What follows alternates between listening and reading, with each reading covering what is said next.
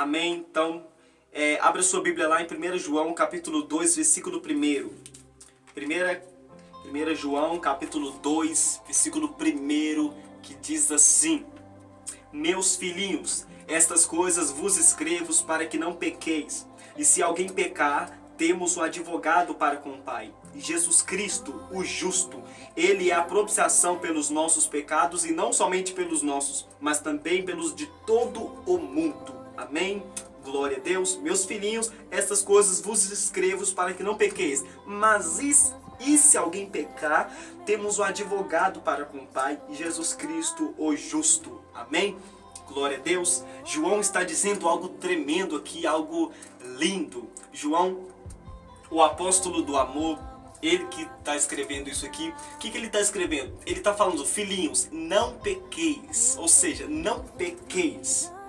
Todavia, se você pecar, se alguém pecar, temos um advogado para com o Pai, temos Jesus Cristo, o justo. Ele é a propiciação, ou seja, Ele é o Deus que perdoa, Ele é a propiciação, Ele é o Deus que morreu e que quando Ele morreu, Ele perdoou ali, Ele perdoou todos os nossos pecados. Todos os nossos pecados. Ele levou sobre Ele tudo. Ele levou sobre Ele a maldição. Ele se fez de maldito para nos dar a vida eterna. Ou seja, quando o ser humano peca, Deus ele não fica querendo matar o ser humano porque ele pecou. Não. Deus, ele é Pai. Ele não fica querendo matar o ser humano. Mas a palavra está continuando a dizer: meus filhinhos, não pequeis. Não pequeis. Ou seja, quando a pessoa ela tem que se santificar. A pessoa ela tem que andar em santidade. A pessoa ela não pode viver uma vida desregrada. Não pode viver uma vida de pecado, de promiscuidade. Uma vida completamente cheia da vontade da carne dela dentro da igreja. Ela tem que tomar vergonha na cara, tem que largar o velho homem para lá, tem que abandonar as velhas práticas e viver Cristo para sempre. Tem que mudar de vida. Aquele que veio drogado, quando está aqui, tem que parar com isso, tem que mudar de vida, tem que se encher com o Espírito Santo de Deus para que a carne não fala mais alto. Aí João está falando algo: não pequeis. Mas se alguém pecar, temos um advogado para com o Pai, Jesus Cristo, o justo. Ele é a propiciação e tudo mais. João está dizendo algo tremendo aqui. Ele está falando aqui que ninguém possui a impecabilidade. O ser humano, ele peca. Cristão ou não cristão, o ser humano, ele vai cair em pecado. O ser humano, ele vai pecar. O ser humano, ele já nasceu manchado pelo pecado. Já nasceu manchado pelo pecado. Então o ser humano, ele vai pecar. Amém? Ele vai pecar. A diferença é que o mundano, ele peca e nem se preocupa em pedir perdão. Ele peca hoje, amanhã ele peca de novo e não sente nele uma tristeza. Por que não sente uma tristeza? Porque o Espírito Santo de Deus não está dentro dele. Ele não possui o Espírito Santo. Quando Jesus disse: recebei o Espírito Santo, foi soprado nos discípulos. Só que os mundanos não receberam isso. Amém? Então, o que acontece? Eles pecam e não tá nem aí. Porque não tem dentro deles o Espírito Santo. É por isso que eles não ficam tristes. Por isso que permanece no pecado, permanece no erro, permanece nas falhas. Mas nós não. Quando o ser humano cristão peca, ele fica triste. E ruim é que se ele não ficar triste. Porque se ele ficar triste, isso mostra que ele é convertido. Porque quando ele era mundano, ele pecava e não ficava triste. Agora quando ele converteu, ele está triste. Por que está triste? Porque o Espírito Santo está nele. Amém? Mas a palavra de Deus diz: não entristeceis o Espírito Santo. Não deixe o Espírito Santo triste. Amém? João está falando aqui, mas se alguém pecar, temos um advogado para com o Pai. Isso quer dizer que nós temos que andar em santificação. Nós temos que vigiar em tempo e em fora de tempo. Nós temos que vigiar sempre. Porque o inimigo, ele planeja coisas 24 horas por dia, sempre, para tentar nos destruir, para tentar nos colocar para baixo, para tentar nos fazer cair na tentação. É por isso que nós temos que vigiar e orar. É por isso que Jesus disse: vigiai e orai. Amém? Por quê? Porque o nosso adversário anda ao nosso derredor, bramando como um leão, fugindo a quem possa devorar. Amém? É por isso que nós temos que vigiar. Porque Satanás, ele sabe, ele é astuto, ele é sagaz. ele é inteligente, ele é um bom estudante, ele estuda a vida do cristão todos os dias. A partir do momento que ele acorda, Satanás já escreve, ele já vai escrevendo tudo que ele vai jogar contra o cristão. Ele estuda o cristão para fazer, quando o cristão bobear, ele vai lá, peguei, caiu na tentação, e o camarada fica triste. É por isso que temos que vigiar, temos que correr do pecado sim. Todavia, ninguém é cristão 24 horas por dia. E quando nós parecemos com o ímpio, e quando nós falamos coisas erradas, quando nós estamos com raiva, amém? Só que quando isso acontecer, ou seja, anda em santidade, mas nós iremos cair alguma vez a gente vai cair. Amém? Ah, Rafael, você está mandando praga? Então, não é mandando praga, é falando a realidade, porque nós somos pecadores. Mas isso não quer dizer que a gente tem o direito de abusar da graça de Deus.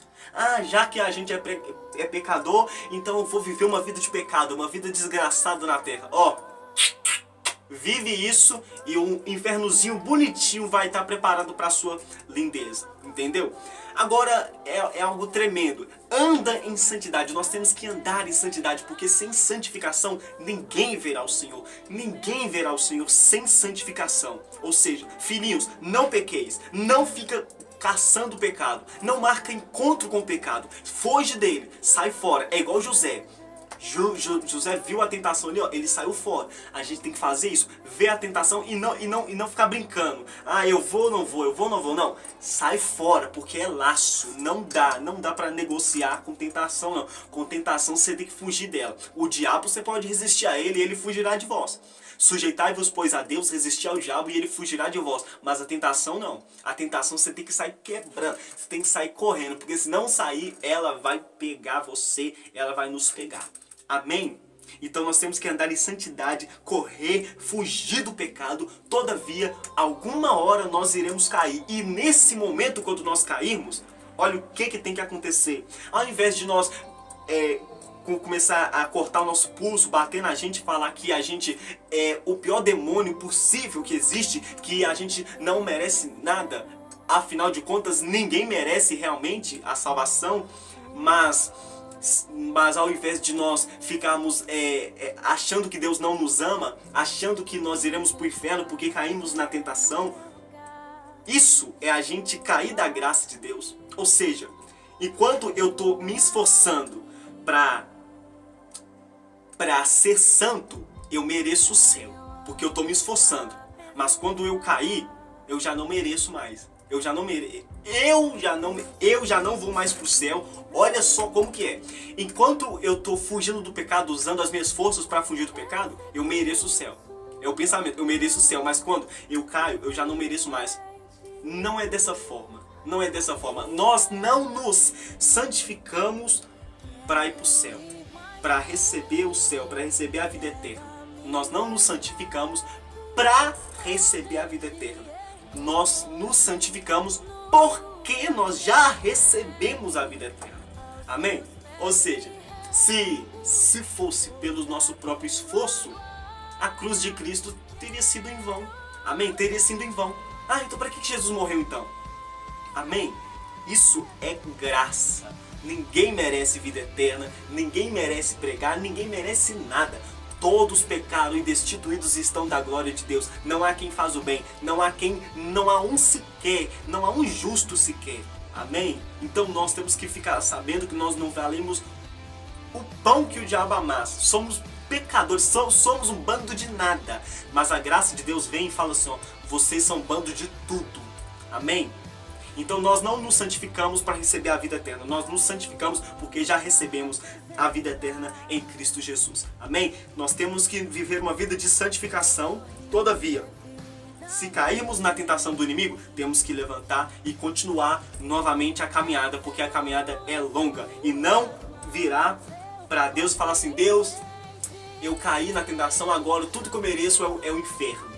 Eu nunca mais vou ler a Bíblia, estou com medo de ler a Bíblia, estou com medo de orar, porque eu pequei. Irmão, se ficar dessa forma, vai dar tudo errado. É graça, não é questão de merecer, é graça. Ah, então quer dizer que se eu cair na tentação, Rafael, presta atenção, eu tô tentando viver em santidade. Eu tô tentando viver em santidade, mas se eu cair e pedir perdão a Deus, Deus me perdoa? É claro que perdoa. Ah, mas e se eu cair na tentação, pedir perdão a Deus, Ele vai me perdoar? Isso eu sei. Mas e se depois, quando Ele terminar de perdoar, assim que eu acabar de pedir perdão, quer dizer que eu posso ler a Bíblia? Quer dizer que eu posso ir lá pegar minha Bíblia e ler? Quer dizer que eu posso ir lá e orar e jejuar? É claro que pode. Ah, então Deus não vai me matar, não? Deus deixou com que Jesus morresse. Para que Ele vai te matar? Fala pra mim. É claro que não. É graça.